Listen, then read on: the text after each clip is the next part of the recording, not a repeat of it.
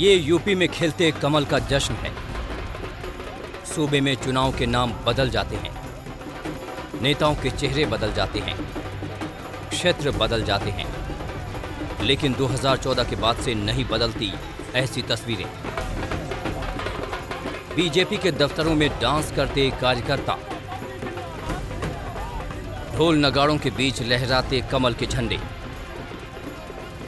मिठाई खाकर जीत का जश्न मनाते नेता। लोकसभा चुनाव हो, विधानसभा चुनाव हो, पंचायत चुनाव हो या फिर ब्लॉक प्रमुख की जंग, हर कहीं बीजेपी बाजी मार रही है, जिसकी वजह बीजेपी अपने काम को बताती है। पीएम से लेकर सीएम तक की पीठ थपथपाती है। केंद्रीय नेतृत्व के मार्गदर्शन में प्रदेश संगठन और सरकार ने मिलकर के जन जन तक उन योजनाओं को बिना भेदभाव के पहुंचाने का कार्य किया। त्रिस्तरीय पंचायत चुनाव के परिणाम उसके जीवंत उदाहरण है। पिछले 7 वर्षों के दौरान प्रदेश के अंदर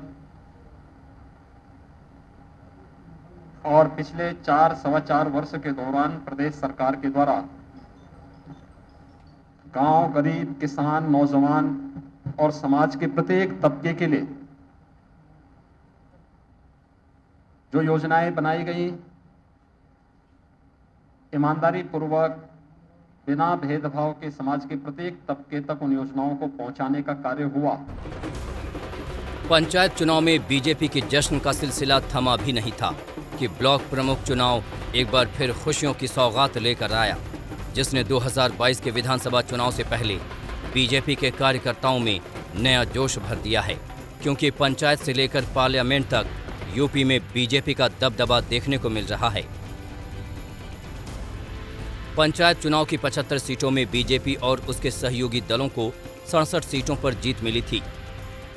वहीं 2017 विधानसभा चुनाव में 367 सीट जीतकर बीजेपी प्रचंड बहुमत के साथ सत्ता के सिंहासन पर काबिज हुई थी।